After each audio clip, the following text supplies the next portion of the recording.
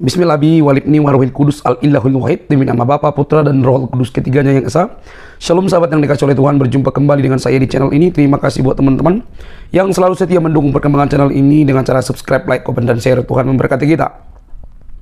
Sobat yang dikasih oleh Tuhan, di tengah-tengah zaman yang canggih ini dengan media yang begitu banyak menyuguhkan cara untuk belajar, maka di dalam beragama pun demikian. Tetapi kalau ada orang akhirnya tidak mengerti apa-apa dan tidak mau cross check atau melihat secara detail tentang keyakinannya dengan literatur yang bertanggung jawab, nampaknya sungguh sangat disayangkan. Bahkan apabila ada orang yang tidak mau belajar gitu ya, lebih mengandalkan emosionalnya ketika dipertanyakan, ketika ditunjukkan sebuah bukti tentang keyakinan tersebut. Nah, kali ini teman-teman, kita akan mendengarkan bagaimana dua kitab suci itu dibongkar oleh habis-habisan. Dan tidak perlu baper ya, tidak perlu, karena kita mesti belajar. Kalau para ustadz dan mualaf lebih doyan membahas tentang Alkitab, maka izinkan juga kami sebagai orang Kristen memiliki ruang untuk mempertanyakan segala sesuatu yang berkaitan dengan iman Anda tanpa baper dan kepanasan. Mari kita dengar teman-teman, jangan skip supaya informasinya lengkap. Ini dia videonya.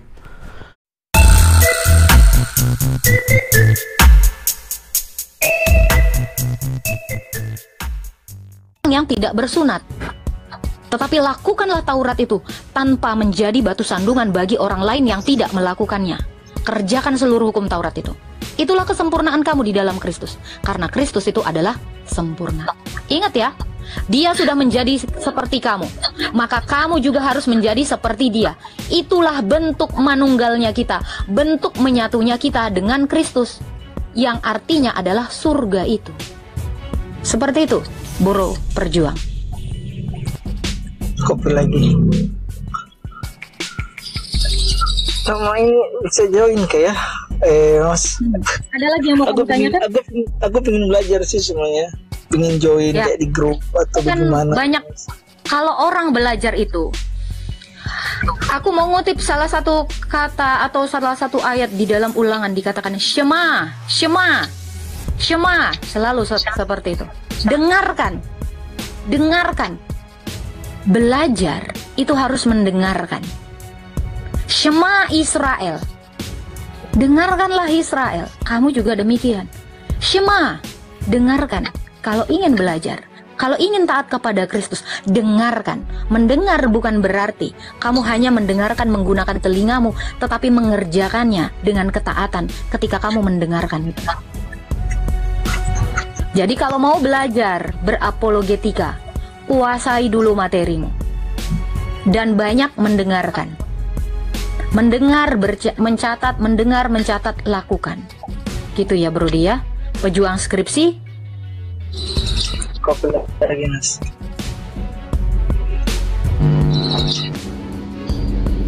Masih Michael ini halah dia. Agak tuh si Cobra. Dia suka gitu ke gua. Dia suka gitu ke gua kalau gua naik. Alah, Michael. Apaan? Oke, Bang Nop. Halo, Bang Nop. Kamu Muslim Kristen? Halo. Halo, Kristen. Halo. Ya, Islam atau Kristen? Kristen apa? Ya Kristen Nggak lah. usah saya tanya yang lain. Kristen aja jawab. Oke, Kristen. Mau bertanya apa? Nih ada kau fansnya Elia juga. Saya ngefans sama Elia, tapi yang lebih fans itu Tuhan Yesusnya. Alah, ngefans tapi tanpa perbuatan hakikatnya mati. Sudahkah Anda seperti Haleluya. Kristus kecil? Jangan ngaku-ngaku ngefans. Amin. Ini kayak double ya. Kamu ngerekam? Enggak. Ini lagi pakai speaker aja. Banyak kurang yang ya speaker. mendengarkan di sini. Banyak yang mendengar. Banyak yang mendengarkan, pengen belajar juga. Tadi saya sudah katakan, kalau mau belajar, Itu Agatha kayaknya. dengarkan. Bukan. Ya, ini lagi mendengarkan dan mau melakukan. Halo. Mau belajar. Oh, enggak ya. Mau belajar silakan di bawah ya bro ya. Kita Kita cari kambing. Saya mau cari kambing dulu. Masih double kah aku, Elia? Tidak, bukan aku yang double. Oh, udah. Yang naik. Suara lu double. Alah, Michael. Alah, Elia apa sih? Alah. Oh, Michael. Kau tanya dulu itu Michael. Sebelahmu. Assalamualaikum. Shalom. Shalom Kak Michael. Salam Kak Agatha. Salam Pak Sang. Salam Kak Elia. Kamu Muslim Kristen, bro? Muslim. Silakan, mau bertanya Pak Rinaldi?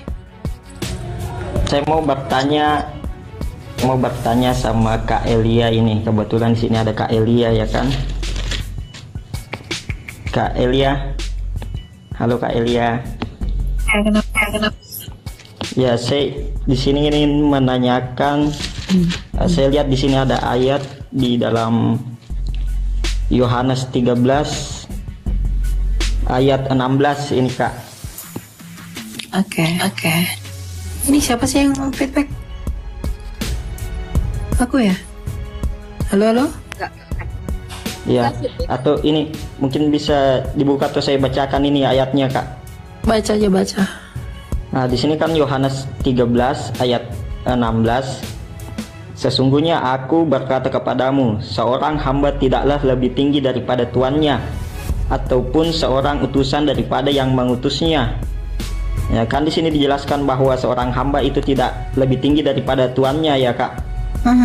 Artinya tidak setara. Kemudian di sini juga Yohanes 13:16. Ya mungkin Kak Agatha bisa ininya buka ini ayatnya atau gimana? Coba Agatha dibuka ayatnya perikop coba lengkap. Yohanes 13:16. Oh, ini Ya. Coba buka. Ya, Bentar ya, dibuka dulu, sabar. Bilang aja lu maunya Allah lebih tinggi daripada Yesus. Betul kan? Tunggu dulu Pak Sang. Iya, kita baca dulu. Jangan baca. Yohanes lihat gak sih? Oh gitu. Ya. Kok bocor ya? Gue udah 13. lihat loh. Padahal tapi kok keluar suaranya. Oke, lanjut. Oke. Ayat 16. 16. Oke. Saya bacakan itu ya, Kak Elia. Sesungguhnya aku berkata kepadamu, seorang hamba tidaklah lebih tinggi daripada tuannya, ataupun seorang utusan daripada yang mengutusnya. Berarti hamba itu tidak lebih tinggi daripada Tuhannya, dan tuannya. Utusan itu ya daripada tuannya, dan utusan itu tidak lebih tinggi daripada yang mengutusnya. Ya kalau kamu tahu semua ini, berbahagialah jika kamu melakukannya ya. Oke, jadi seorang utusan tidak lebih tinggi daripada yang lagi. Oh, kamu bertanya apa mau menjelaskan? Baca 18-nya lagi. Saya kan ini mau bertanya Kak ini. Iya, makanya ngapain kamu semua aku berkata, aku tahu siapa yang telah kupilih, tetapi haruslah digenapi semua yang tertulis dalam kitab suci. Orang yang makan roti, ku telah mengangkat tumitnya terhadap aku ya.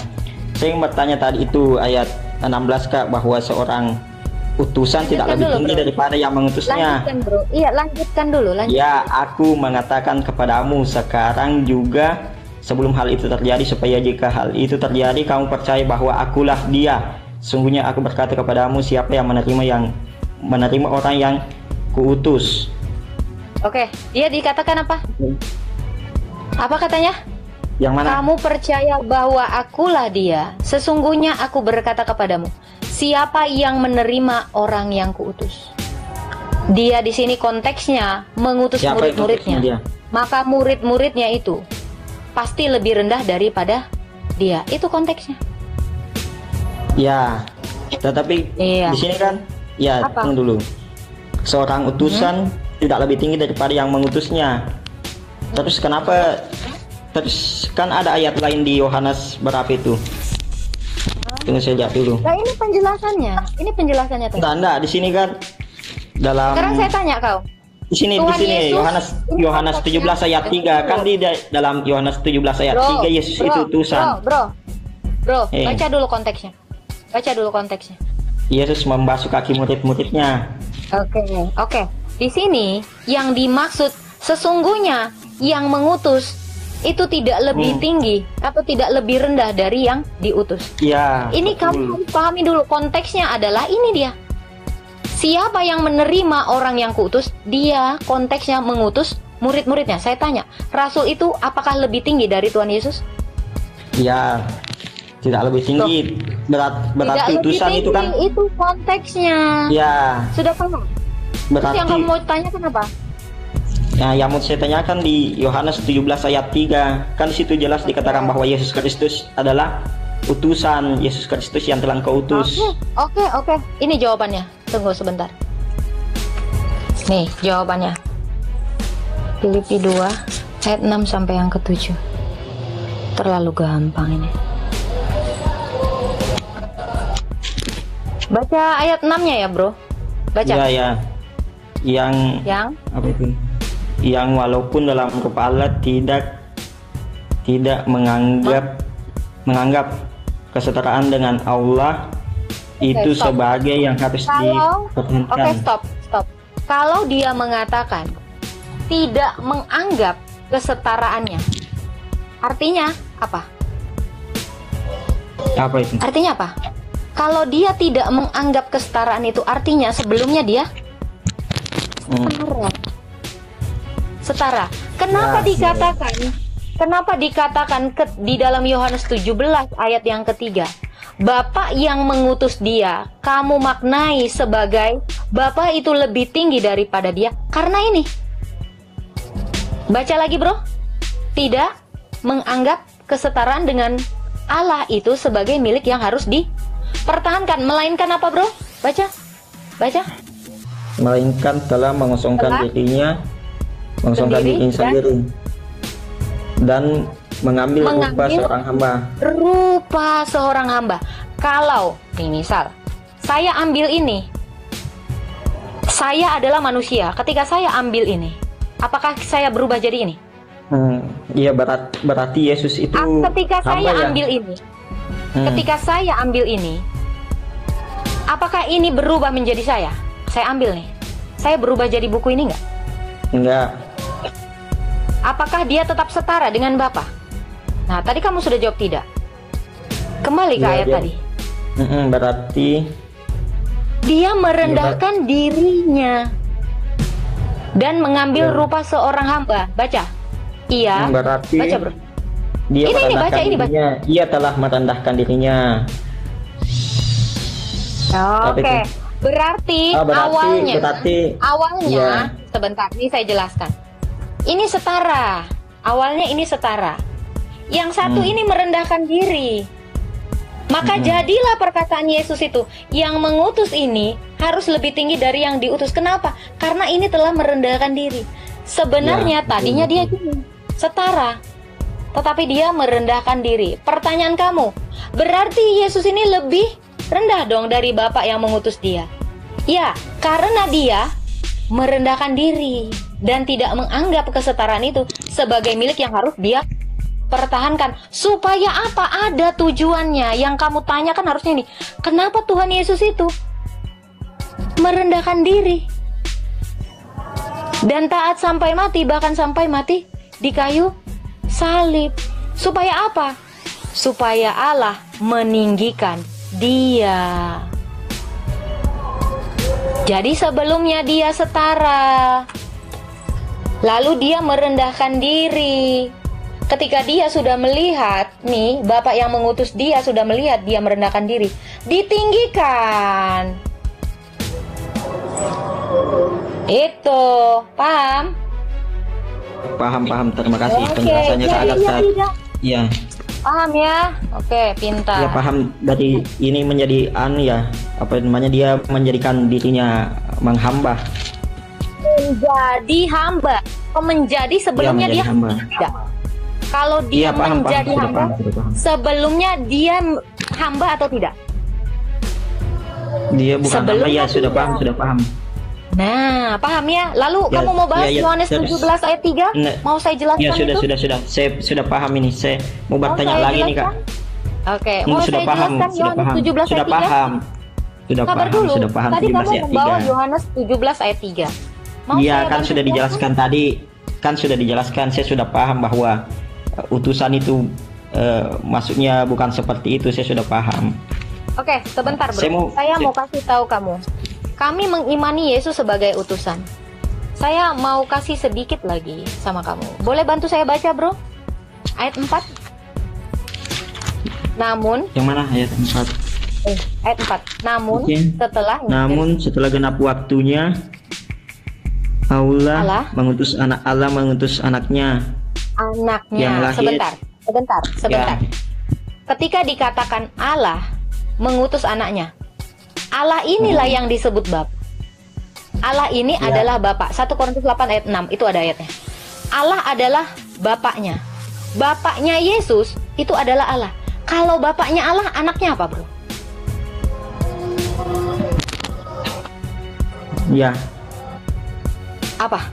Kamu manusia. Kalau kamu manusia, anakmu apa, bro?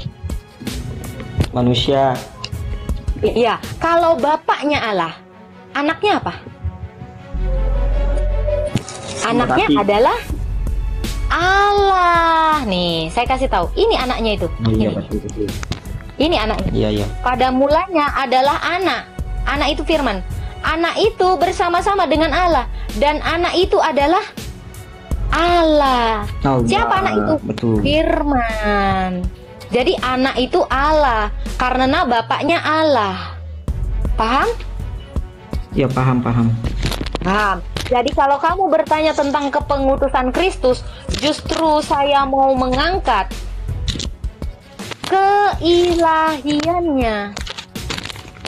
Inilah hidup yang kekal itu, yaitu bahwa mereka mengenal satu-satunya Allah yang benar dan mengenal anaknya ini yang telah Dia utus. Siapa anaknya ini? Firman tadi. Firman tadi adalah Allah.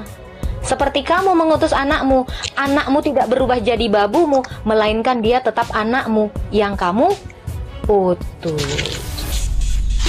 Seperti itu, bro. Ya. Paham ya?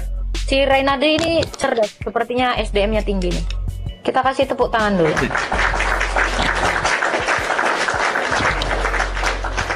Baik teman-teman yang dikasih oleh Tuhan, kita sudah menyimak berdiskusi agak sengit, debat sengit ini.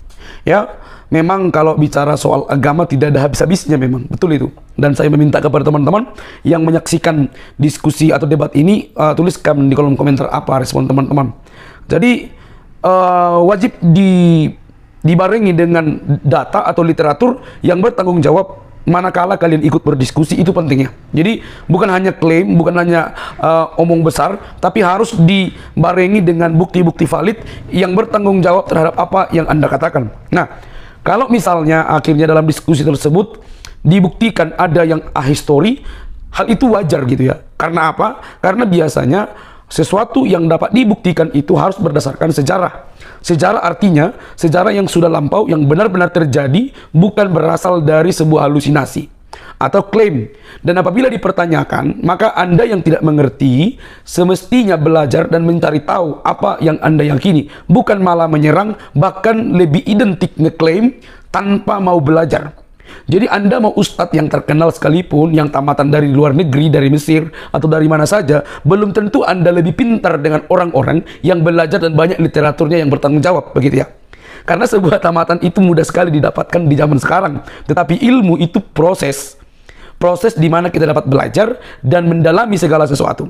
Ketika kita menerima informasi, maka kita harus cross-check kepada sebuah penelitian literatur yang bertanggung jawab.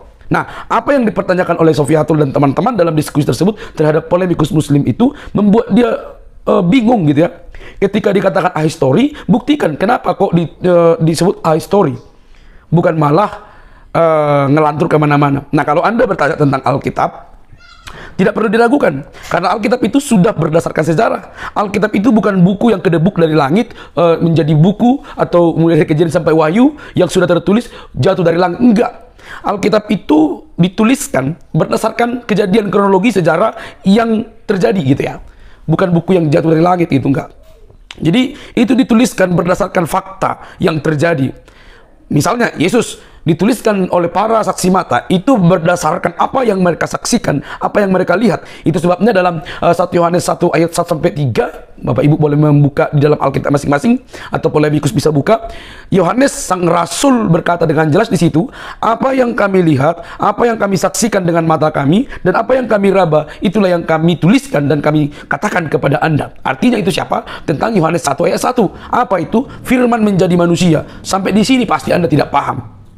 Karena kodrat Allah itu, yang kami percaya itu memiliki dua natur. Ya, dua natur. Dia yang ilahi dan dia juga yang insani. Dia yang ilahi karena dia sama. Firman Allah menjadi manusia. Tapi dia menjadi insani, mengambil roh menjadi manusia dari Maria. Dari Maria, bukan Maryam. Apalagi Harun gitu ya.